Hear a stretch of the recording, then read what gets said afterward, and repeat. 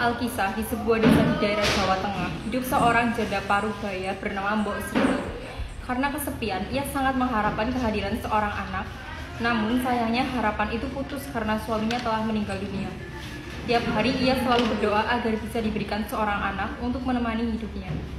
Sampai suatu hari, raksasa hijau atau botok hijau yang kebetulan lewat mendengar Mbok Srini.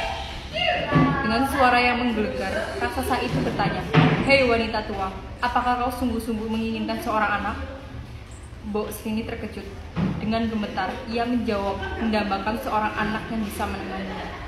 Namun, sepertinya hal itu tak mungkin mengingat usianya yang sudah tua. Dan suaminya juga telah meninggal. "Hahaha, aku bisa mengabulkan keinginanmu dengan mudah, tapi tentu ada syarat. Apakah kau bersedia?" tanya si raksasa.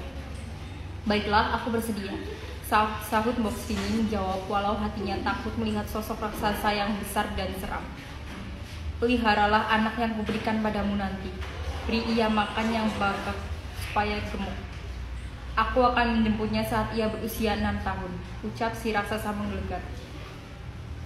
Tidak ada pilihan lain, Mbok Srini menerima syarat tersebut. Raksasa itu memberinya segenggam biji mentimun untuk ditanam. Biji timun yang ditanam Mbok Srini berubah menjadi bayi perempuan cantik.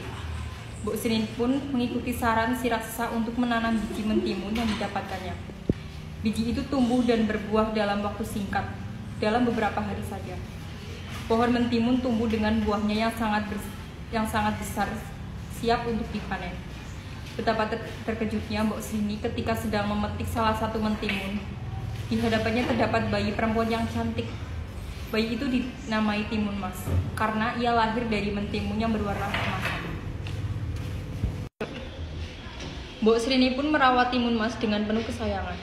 Hingga saat Timun Mas berusia 6 tahun, raksasa kembali datang menagih janjinya untuk memakan gadis itu. Sepeninggal raksasa, Mbok Srini mencari akal untuk menyelamatkan Timun Mas. Ia juga berdoa supaya Tuhan memberinya jalan keluar. Suatu malam, Tuhan menjawab doanya. Mbok Srini bermimpi bertemu dengan seorang pertapa di gunung. Pertapa itu menyuruh Timun Mas untuk menemuinya dan mengatakan bahwa ia akan menolong Timun Mas. Setelah berhari-hari mendaki, Timun Mas akhirnya mencapai puncak gunung. Ia melihat seorang lelaki tua berambut putih dan berjubah putih. "Permisi, Kek, namaku Timun Mas. Ibuku bilang, kakek akan membantuku melawan raksasa jahat yang hendak menyantapku," sapa Timun Mas. "Oh, kau yang bernama Timun Mas?" "Ya, aku. Memang mendatangi ibumu lewat mimpi. Cucuku jika raksasa itu kembali berlarilah dengan kencang," pesan si petapa itu. "Langkah kakinya lebar, aku pasti mudah tertangkap," kata Timun Mas heran. "Ambillah 4 buah bungkusan kecil ini, lemparkan satu persatu ketika kau melarikan diri," jawab pertapa itu dengan tegas. Kecerdikan Timun Mas melawan raksasa. Timun Mas segera membuka bungkusan pemberian kakek pertapa itu. Bungkusan pertama ternyata berisi biji mentimun. Ia melemparkannya ke arah raksasa. Keajaiban pun terjadi. Biji mentimun itu berubah menjadi ladang timun yang buahnya sangat banyak. Langkah raksasa bertahan oleh ladang timun itu. Dengan susah payah, ia harus melewati rintangan dan batang-batang pohon yang melilitti tubuhnya. Namun, ia berhasil meloloskan diri. Ia bertambah marah. Kemudian, bungkusan kedua itu berisi jarum. Timun Mas melemparkan jarum-jarum itu. Jarum-jarum itu berubah menjadi pohon-pohon bambu yang tinggi dan berdaun lebat. Raksasa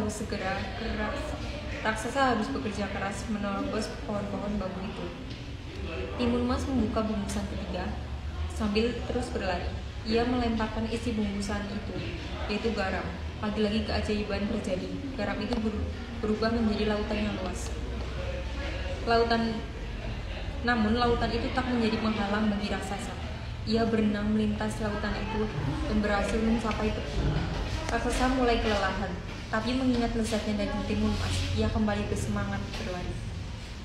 Timun Mas ketakutan melihat kekuatan raksasa itu. Bungkusan terakhir adalah harapan satu-satunya.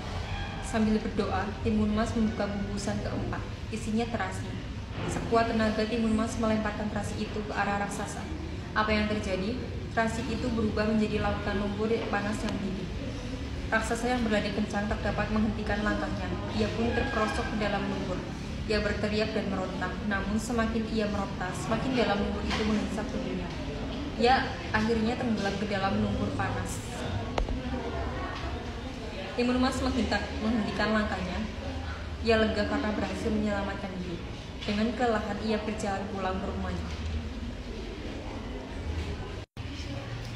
Dan sejak saat itu, Mbok Srini hidup bahagia bersama Timun Mas.